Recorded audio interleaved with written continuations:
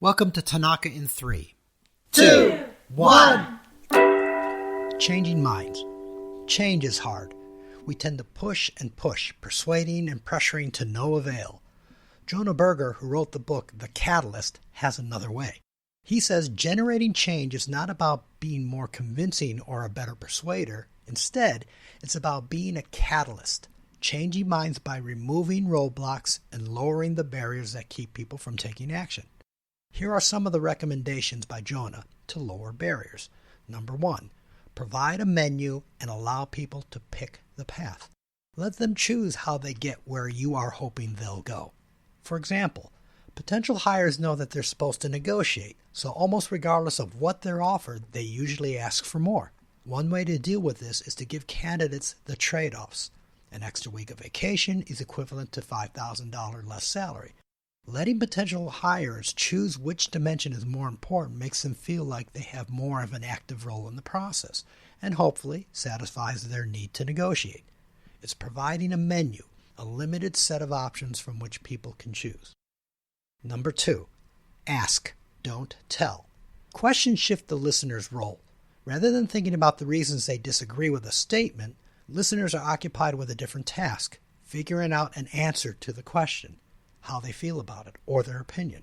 More importantly, questions increase buy-in, because while people may not want to follow someone else's lead, they're much more likely to follow their own.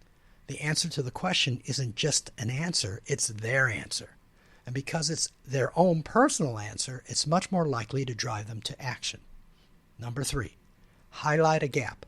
A disconnect between someone's thoughts and actions, or a disparity between what they might recommend for others versus do themselves.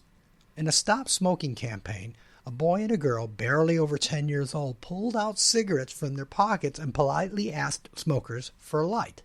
After being rejected and often chastised for their request, the kids turned to walk away, but before they did, they handed the smoker a piece of paper. "You worry about me," it said, "but why not about yourself?" And at the bottom was a number smokers could call to kick the habit. The campaign had an enormous impact. Calls to the helpline jumped more than 60%. The campaign worked because it highlighted a gap, a disconnect between what smokers were suggesting to others, kids in this case, and what they were doing themselves. People strive for internal consistency. They want their attitudes, beliefs, and behaviors to align.